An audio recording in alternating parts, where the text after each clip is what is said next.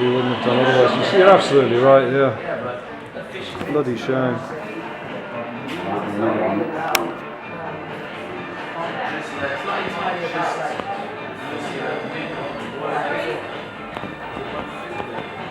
It's more, it needs to be a place. I mean, it needs to be a place. It's expression. Just not just what it is.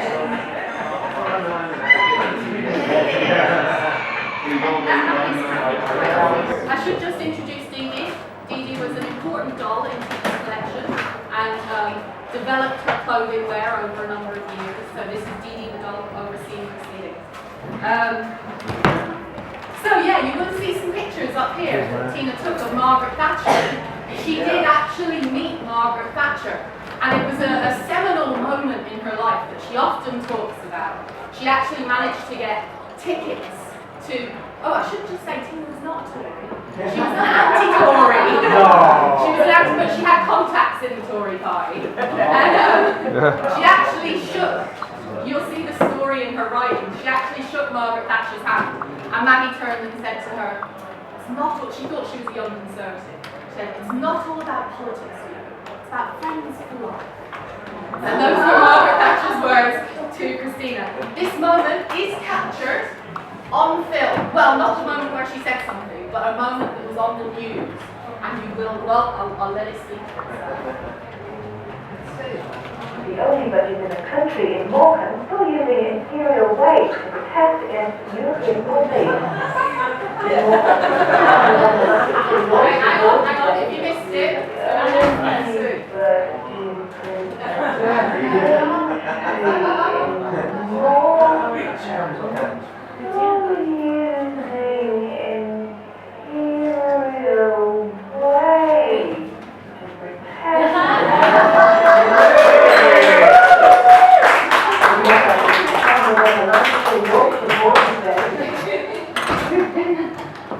sometimes it was going through Tina's many videos, it was really hard to figure out sometimes why the hell she kept a particular video. And I've got to thank Sarah at this point, who went through them all initially, and she spotted that on it, like out of like a whole, you know, recorded the whole day's worth of TV, and she spotted Tina. But Sarah was with Tina on that day, so there was another famous moment for Tina where she was on telly. And she was on the Mark Thomas project. So we're going to watch that excerpt now. This was in the hostel years when she was at the Gap House Hostel in Camden. And she did an interview with Mark Thomas.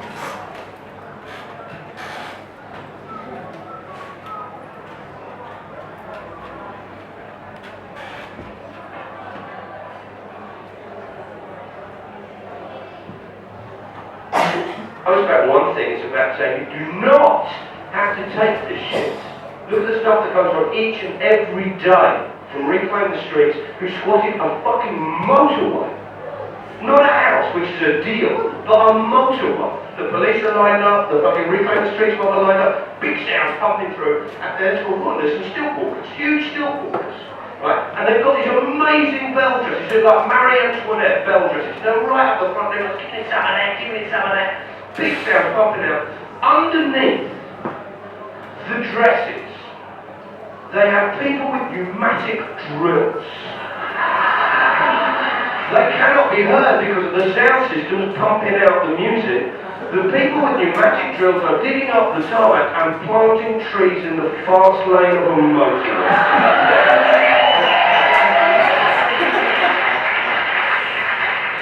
There is stuff that people are doing all over the fucking place, all of the time. You've had stuff like the Disabled Action Network. They're doing stuff where they're just like tying themselves up, chaining themselves up to buses. It's fantastic. People in wheelchairs chain themselves up to buses, and it freaks the police out because they do not know how to handle this. The police are charging in and going, get up, buddy, you alright? No, don't do this, I did a fun run for you. Does he want a cup of tea?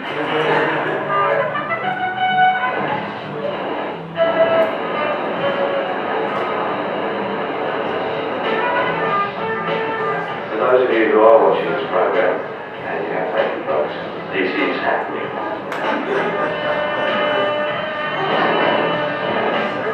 We're about to go and see the Millennium Dome, and when you go out and see something as stupid and lame and money waste for There is something on my show, and that is a less than contemptible place in the White Elephant Pie.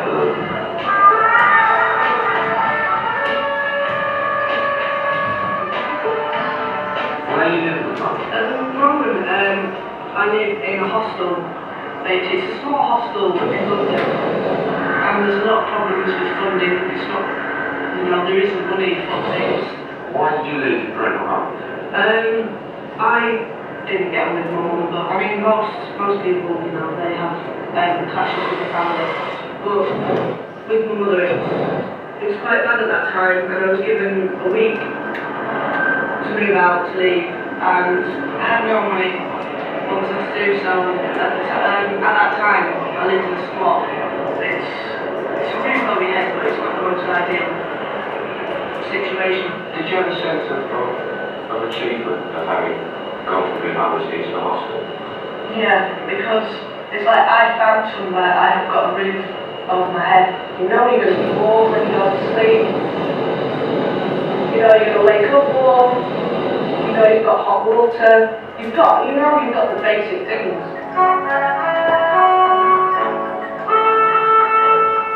So when you see something like this, It makes me very angry. do you feel a sense of community? Sense of waste. Do you feel a sense of pride? No. Do you feel a sense of celebration? It doesn't make me think, oh great, I'm British, it's the year 2000, this is the future great. When we could use the money from that to actually work towards something for the future. What do you want? You, personally? What do I want? I want things to get better and not. For you? Yeah, get better, but you need things around you to be better.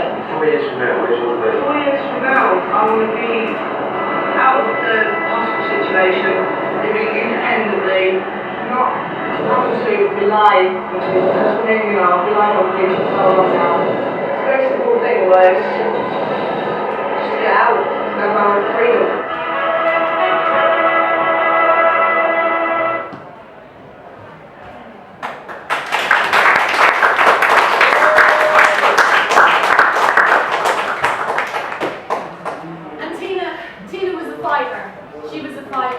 Whether it was mental health services, she was an activist against the mental health bill at that time, whether it was homelessness, but any time that there was injustice or racism or abuse, Tina would step in and she'd stand up for someone and she'd stand up for herself, and that is something that is an amazing quality about her.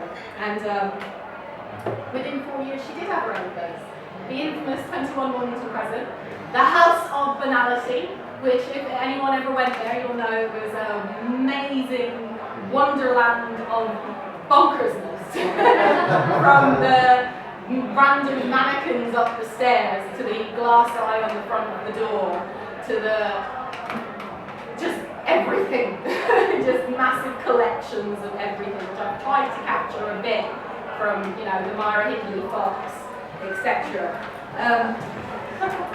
So, I wanted to actually, because we're going to have amethyst, I'm going to switch to that instead of here. So I wanted to play, they have the lurgy. I wanted to play a song, actually. This is a song that Philip and Tina recorded in my kitchen, Tales from a South London Kitchen, as TZN, it's a Pruder Nightmare. And this one hasn't been performed before, so it's just a vocal, so it's quite special.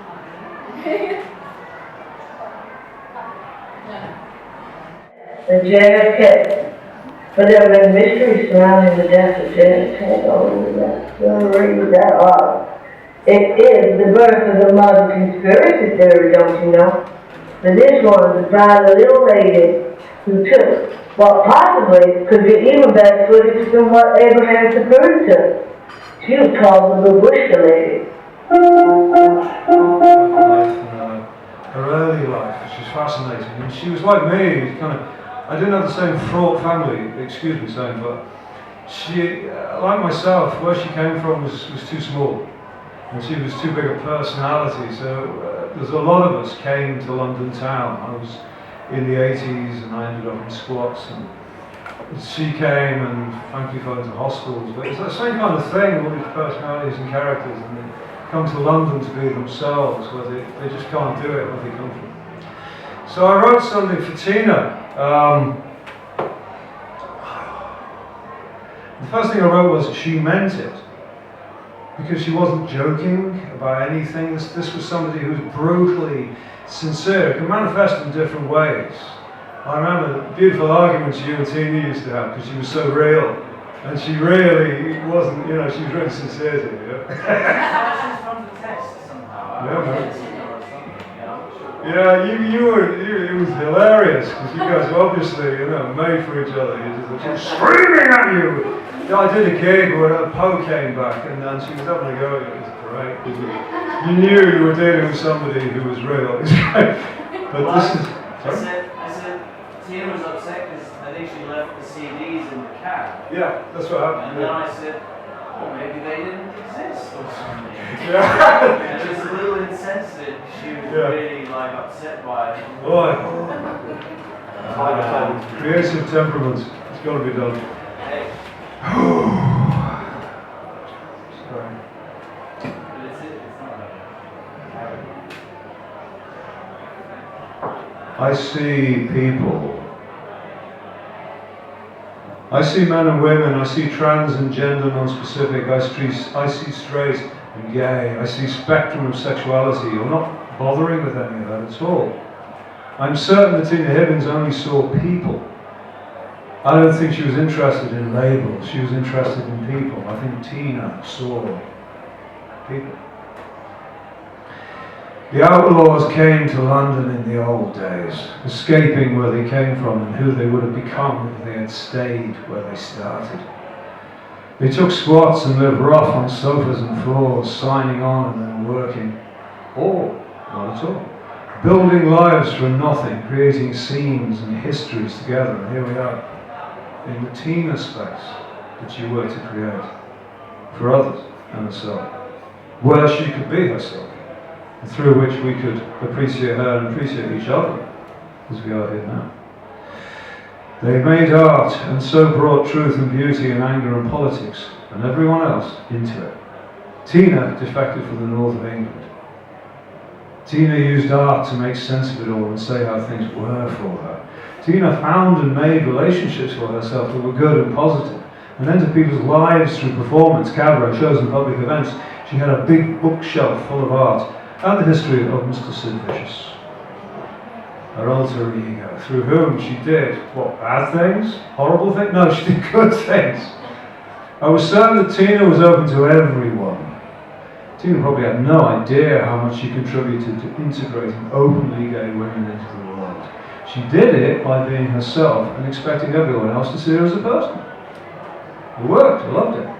Tina Hibbins did not come to London to be gay. No, she didn't, did she, Jeremy? No, she didn't. She didn't, did she? No, she certainly didn't. Yeah, right. She was full of fire and life. She did not get on with everyone she knew, and came here to find people she could always be with, and she found us. If you look around, you'll find that Tina's still doing it. She's bringing people together for a good time. Because here we are. This is Tina Hibbins, in a way. It's all this. Now, I am a first generation Liverpool punk rocker, which is why I bought all them safety pins down there and wearing a safety pin, because it was the first symbol. And I very much saw her symbolising what we were trying to do in like 1978 and what it was all about. The slits. Caroline Coon was the manager of The Clash. Did you know that? The Clash, that seminal band second only to the Sex Pistols, had a woman who was its manager. She's very interesting. Look into Caroline Coon. How do you spell? C-O-O-M? I think it was C-O-O-M. Very interesting woman to research, believe me.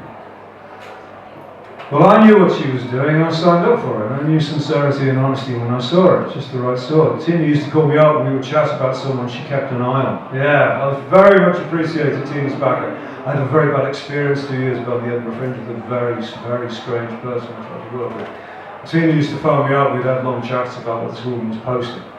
And she talked about her life and the action she was seeing and things happening. I remember being in the back of a bus going through Woolwich, having this huge conversation with her. It was great. Oh hell, I cannot complete this piece of writing, we lost Tina. Tina, we love you. The last word is anarchy. Does everyone remember that phrase?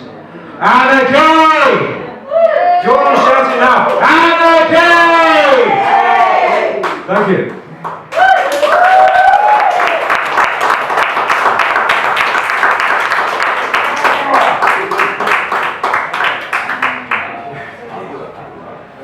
I should just say,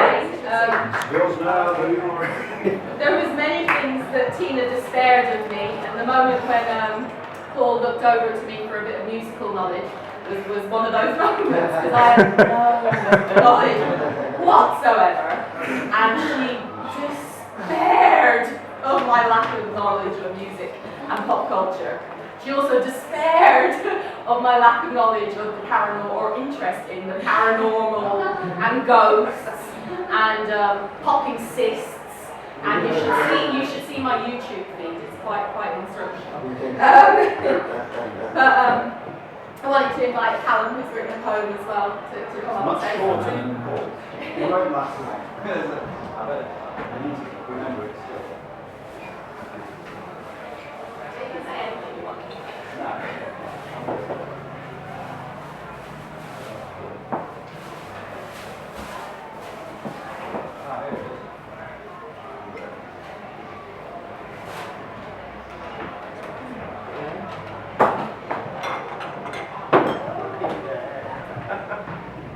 Hello.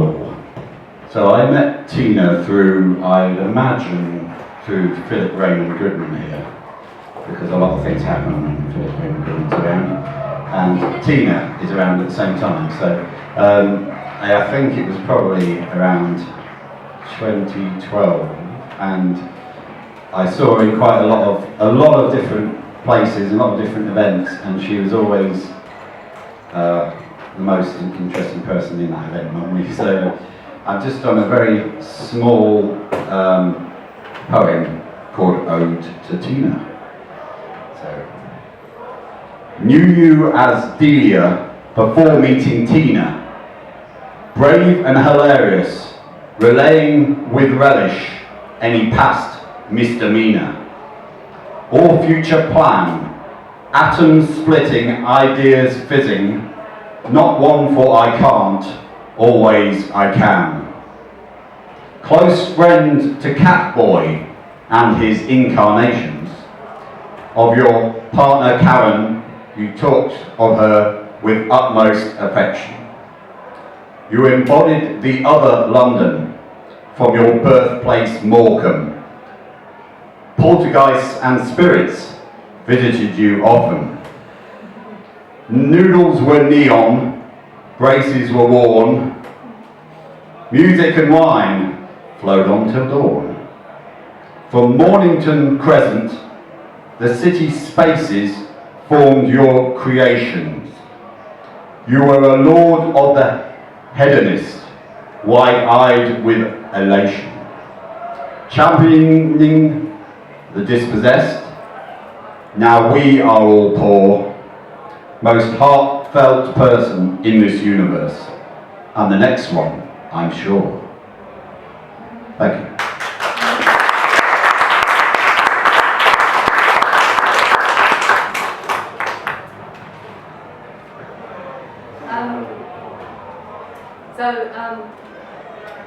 Callum mentioned there Philip, and Philip has been, over the last 4 years, Tina's, we describe him as her art husband, because where I couldn't or wouldn't leave the house, which was much of the time, Philip would go with her and walk around London taking photographs of graffiti and go to art exhibitions and shows and performances. And Tina was someone, she was out every week, she was doing something every week, she was living life to the fullest. And I want to introduce Philip, who's going to play as a TZN tribute band to Tina. Philip and Nick is going to accompany him, because I will say Nick is Tina's bestest, oldest friend, and he was going to film that video back there. And where she despaired of my lack of pop knowledge and music knowledge, Nick is like the other half.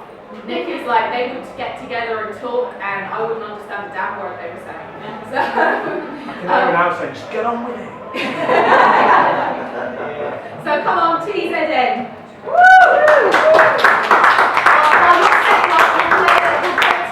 TZN song. Chupacabra. No. This was performed at the Chinese New Year.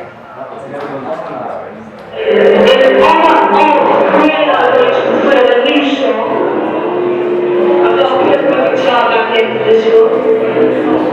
But this is a lovely little song that I'm going to tell you the title because I want to see you work it out.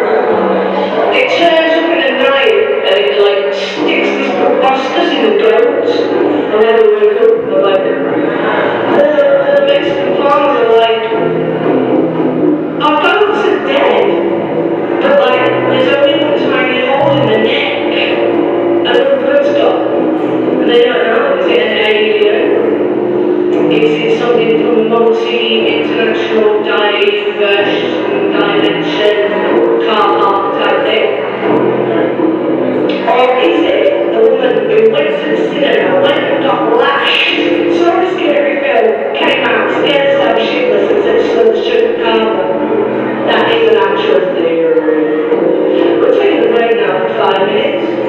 You'll be ruling the police to the arrive by electricity in about 5 minutes time. We'll be back about 2 p.m. Woo! Shock and roll!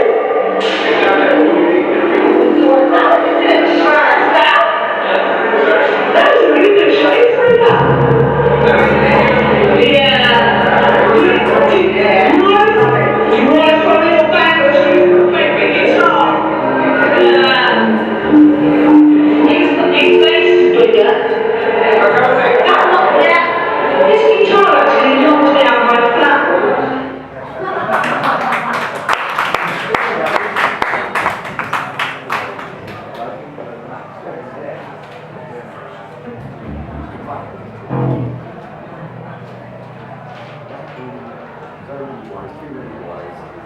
Always too many wires. There's always too many wires.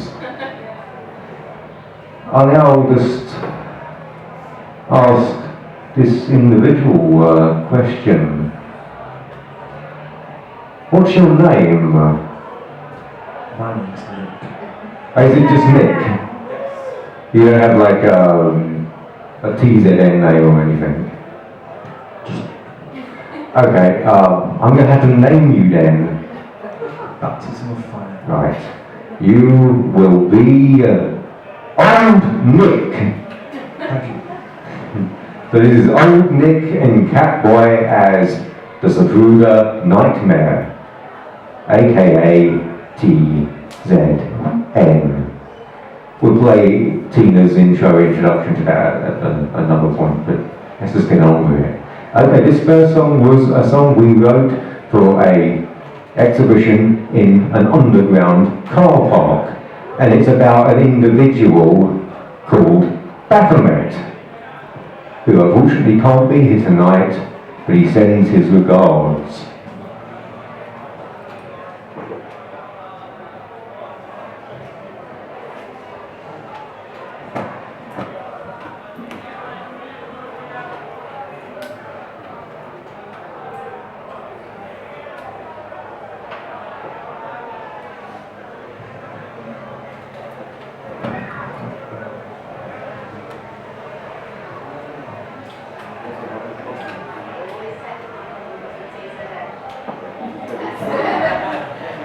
Wouldn't be TZN without pop. Here it is.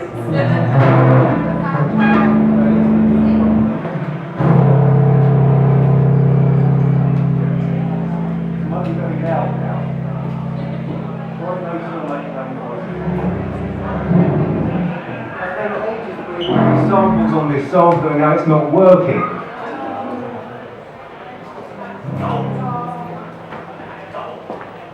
Shall we just strip it back and do vocals and guitars? Let's just do that. Punk rock.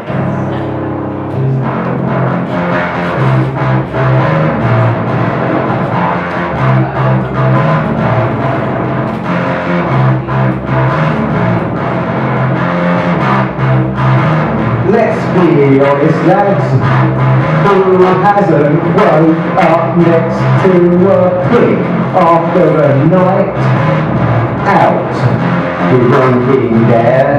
Necrophilia, check. Bestiality, check. Bam! All he needs is bigger, and he'll be head. He's a homosexual. David Cameron back to pig. David Cameron back to pig. David Cameron, oh, he's such a pig. He's a pig. It's sad to see David Cameron's name being stood and dragged to the mud. I hope the homophobic swine that came up with this handwash is roasted by the media. David Cameron back to pig.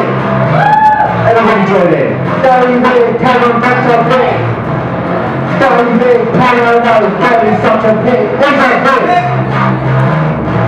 We already knew he hated the poor. The pig fight, you know. That's new. No. This is the guy that says Corbyn is unelectable.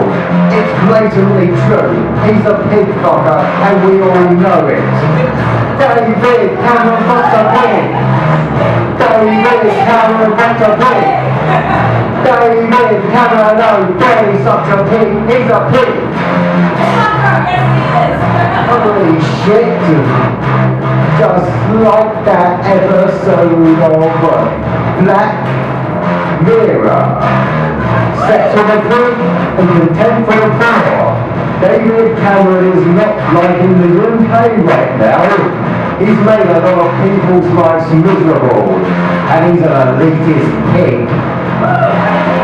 That's because David Cameron, that's a pig. David Cameron, that's a pig. David Cameron, oh, David's such a pig. He's a pig. Pig fucker.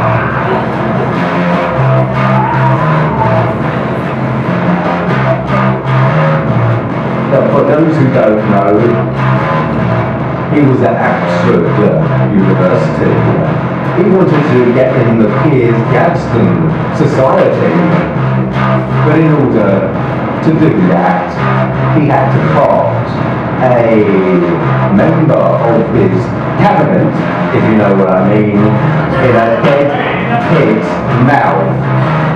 And that means that David Cameron got a pig! David Cameron got a pig! David Cameron, oh, God, he's such a pig! He's a pig!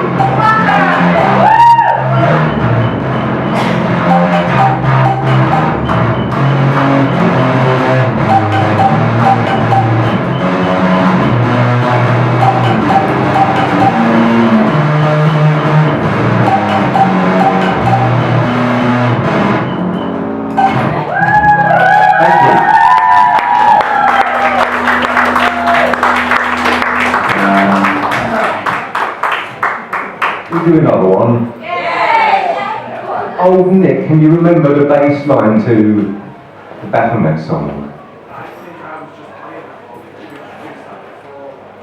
No, you weren't. You were playing the David Cameron one. Oh, so it does. Well, let's just do that then. Let's just swap them round because hey, why not?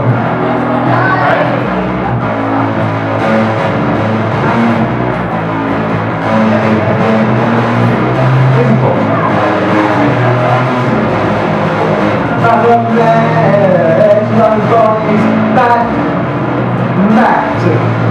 Baphomet is the transcendent man and woman, man and goat, and the Bitcoin of the compass of the sky, transcendent beyond the motor, the eye of the dark in your heart.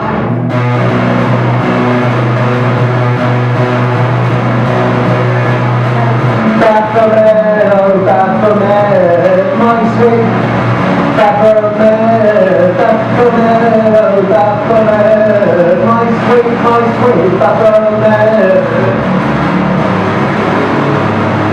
What in the sum of all parts, sum of numbers not in years. 25 years ago, I met a young girl called Tina Hibbins at school one day.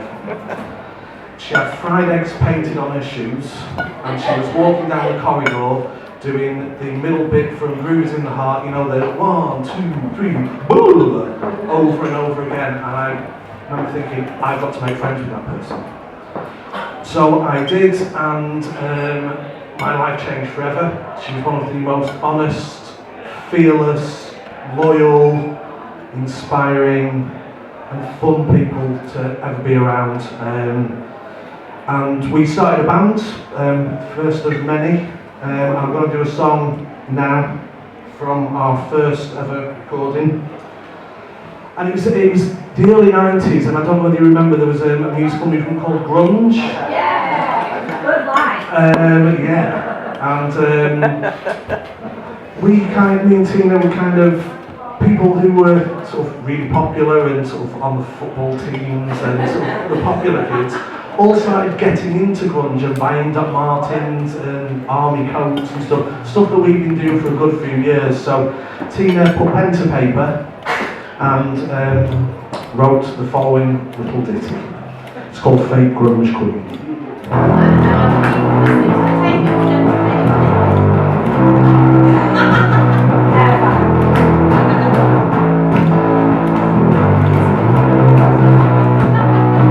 Everywhere you go, they're always there. It's like a fashion show parading what they wear. It's not exactly new, it's all been done before. That was last week when we were all still freaks. You're a fake, you're a fake, you're a fake grunge queen. You're a fake, you're a fake, you're a fake grunge queen.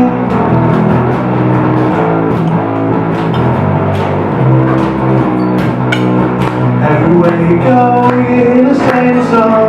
Been listening to them for so long. It's not exactly new, it's all been done before. It doesn't cost much money to get into mud, honey. You're a fake, you're a fake, you're a fake grunge queen. You're a fake, you're a fake, you're a fake grunge queen.